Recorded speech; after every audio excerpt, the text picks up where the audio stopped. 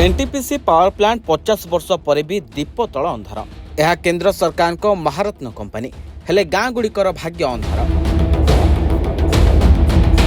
अनुगुल जिला कणिहा ब्लॉक आज को 50 वर्ष है बिजुगल पंचायत भीमकांड मौजारे देशर विराट पावर प्लांट चली ना है महारत्न काम होउची देश को बिजुली देवा हेले एही गाँव में बसवास करुवा ग्रामवासी को मिलुनी मौलिक सुविधा। ए शुणी नियंतु एने कौन अभियोग आणुछंती ग्रामवासी। आज पर्यंत सीएसआर कौन कार्य कम हो पारा ना आज्ञा पानी ठारू आरंभ करी सीएसआर जिते रास्ता घाट आज्ञा फाटिकी रही से कम जहाँ बहुत पुराणा आज्ञा नुआरे कौन कम होनी ना विद्युत पाई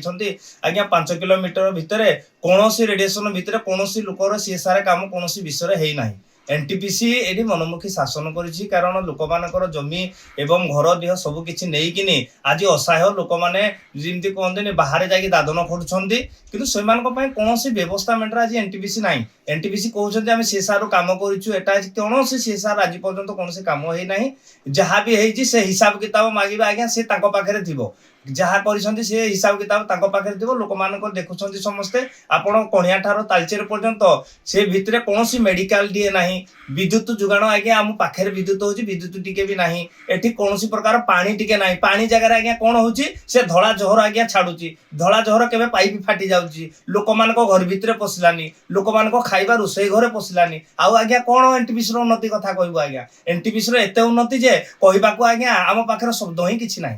देखंतु आपन माध्यम में जणै दाउ चाहे जे लोक माने भाबी थिले एनटीपीसी हेले तो बड़ प्लांट हबो रोजगार पाइबे लोक मानकर जीवन रे उन्नति आसीबो किंतु वास्तव रे एनटीपीसी हला परे एटिकार जल स्थल वायु पूरा प्रदूषित और मेडिकल कथा तो न कहवा भलो जदि आप मेडिकल जीवे एनटीपीसी मेडिकल जीवे सेठी एमिति कोनसी भल डॉक्टर नहीं जे आप रोग ट्रिटमेंट करि परियो बोली कोनसी एमिति इक्विपमेंट नहीं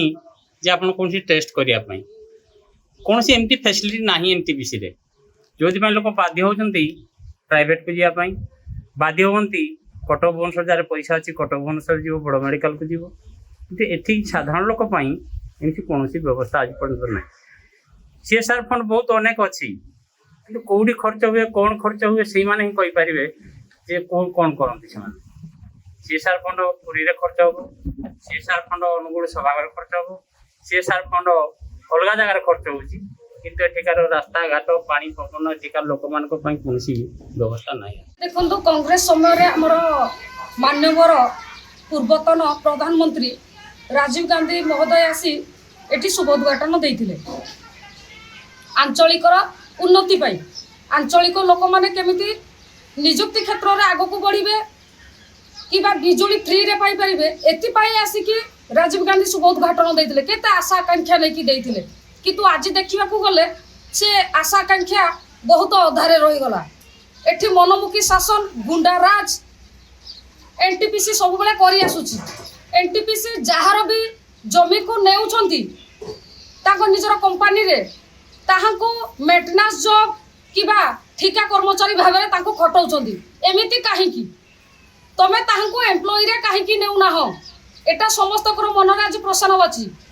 आठिकार कहीं भी मुह खोलिले नाना प्रकार असुविधा सम्मुखीन करी रास्ता हटा किंतु आज्ञा मु एनटीपीसी विरुद्ध रे कहूँ से कंपनी जेते बड़ होता ना कहीं मुझे विरोध करुँच विरोध करी कहीं जनसाधारण जोटा उपकार से आवाज मु सब बेले उठेबी तमें जनसाधारण किसी कर तमें मेडिकल किंतु सेठे भी आम लोक मान उपकार पाई पारती से गोटे एमती मेडिकल से मेडिकल रे कौन सी प्रकार लोक मान सुविधा सुजोग ना आंचलिक लोक मान तमें गोटे स्कूलटे कर पार्लनि आम आंचलिक पिला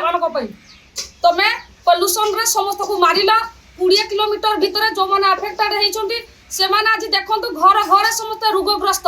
घरे घरे समस्त को किडनी बेमारी चक्षु बेमारी ता सहित चम रोग कहीं यही कंपनी से मारिबा पाई गोटे षड्यंत्र करेछि एंड ए कंपनी गोटे फालतू कंपनी बोली आम अंचलवासी भावुछु। कणिहार Vijay Kumar Behera report Reporters today.